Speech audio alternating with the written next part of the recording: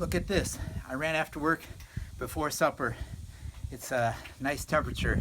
Summer's not over, but hope is in sight. I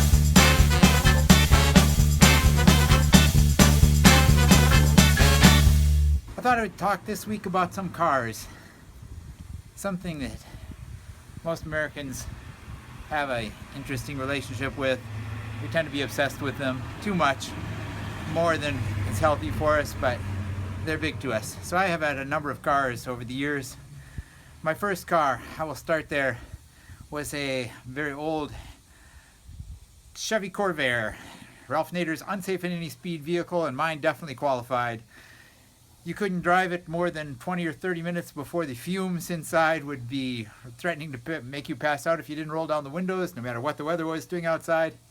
And if you drove it also anything more than 30 minutes, the valves would start to warp, so that if the car shut off, you would have to let it sit for at least 45 minutes to an hour before you could start it again. It was a beater, something everyone should have. I had it as a freshman in college. It was my first car. What was yours? Let me know. It is such a beautiful night out tonight. It was really cold, really cool, nice cool. I didn't feel much like running, but I'm glad I did. I'm hoping I'm not coming down with something. Don't want to get pneumonia. I'm with Hillary, but I don't want to be with her that much. Anyway, my second vehicle. Second car I owned was a Datsun 240Z, and I bought it for $1,100. I think $11, maybe $1,300. And it was a bucket of rust. Gray, fading paint, but it was a lot of fun to drive. Much lighter than the later Model Zs, and so even though it had a slightly smaller motor, handled like a dream. But mine was not in the best of shape, and in between around about 85 miles an hour, it got a really bad shake. But if you would get past that, it smoothed out again. Yeah, it was not all the wisest driving I ever did. I was 21, 22 years old, hanging out with a rock band at the time. The Deuce, we called it. The Diamond Willow vehicle. That was my number 2 car. Everybody should have one of those too. A nice run at sundown around the valley, 6.5 miles. So my third car, I finished college. I get a real job at a real radio station in marketing, and so I needed a real car. And I bought it was 1981, I bought a 2-year-old Mazda RX-7. I looked at it on the lot and declared it was pure sex, which at that age and that time, I was in the market for. So I bought it, drove that car for 330,000 miles. Most miles I ever put on a car. I was doing a lot of miles on the highway, doing radio marketing over a couple county area. A good car. Only gave me one problem. When I got in, I was challenged by a muscle car race to a drag race. Foolish move. I had him for about 50 yards and then he destroyed me, of course. I snapped the rotor in two and drove it 300 miles with the timing completely off, leading to loud explosions, but it survived. The rotary engine was a strange thing. Anyway, that was car number 3. Talk to you again tomorrow. Bye. Is everybody going crazy? Because I'm going crazy because there's so much going on these days. The girls at school. That was my personal worst performance. I'm going to do better next race. You did the same thing I did. Sprinted so you didn't break that minute mark. Lilith has got citizenship stuff going on, and my classes are still hectic, but trying to run every day. And talk about my cars this week.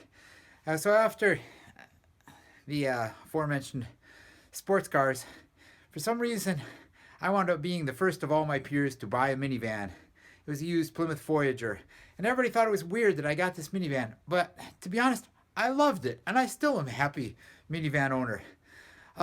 This one was kind of, again, a dilapidated vehicle that finally brought me out to California, and a couple weeks after I moved out here, I drove it up to the tram in Palm Springs.